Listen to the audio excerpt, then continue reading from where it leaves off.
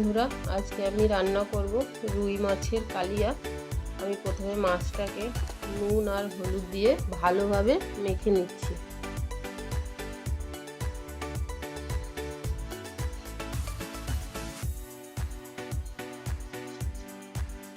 মাছটাকে নুন হলুদ দিয়ে ভালোভাবে মেখে নিয়েছি। এখন আমার তেলটা গরম হয়ে গেছে, আমি এখন মাছটাকে ভেজে নিচ্ছি।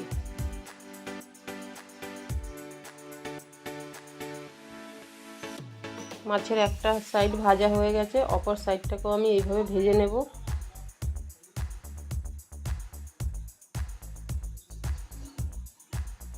মাছটা ভাজা হয়ে গেছে, আমি এখন মাছটাকে তুলে নিচ্ছি।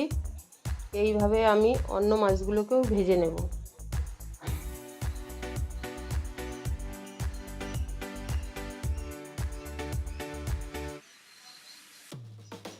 এখন আমি আলুটাকে ভেজে নিচ্ছি।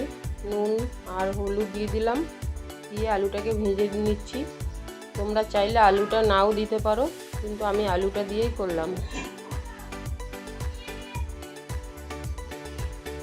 আলুটা ভাজা হয়ে গেছে, আলুটা তুলে নিয়ে ফোড়নে দিয়ে দিচ্ছি তেজপাতা, শুকনো লঙ্কা, গোটা জিরে। এখন দিয়ে দিচ্ছি পেঁয়াজ বাটা,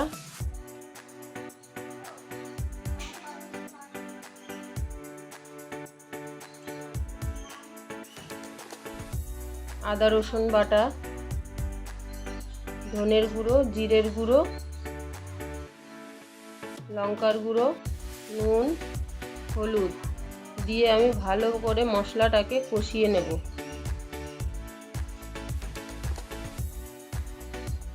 এখন দিয়ে দিলাম টমেটো কুচি। টমেটো কুচি দেওয়ার পরে আবার আমি মশলাটাকে কষিয়ে নেব। তারপর ভেজে রাখা আলুটা দিয়ে ভালোভাবে কষিয়ে পরিমাণ মতন জল দিয়ে দেব। জলটা দিয়ে আমি কিছুক্ষণ ঢাকা দিয়ে রাখবো আলুটা সিদ্ধ হওয়ার জন্য। ঢাকনাটা তুলে ভালোভাবে নাড়িয়ে, আলুটা সিদ্ধ হয়ে গেছে, ভেজে রাখা মাছটা আমি দিয়ে দেব।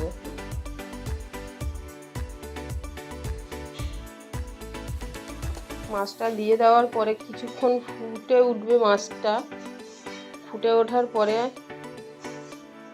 আমি দিয়ে দেব গরম মশলার গুঁড়ো।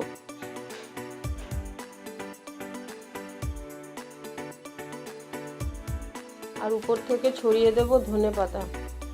আমার রুই মাছের কালিয়া রেডি হয়ে গেছে।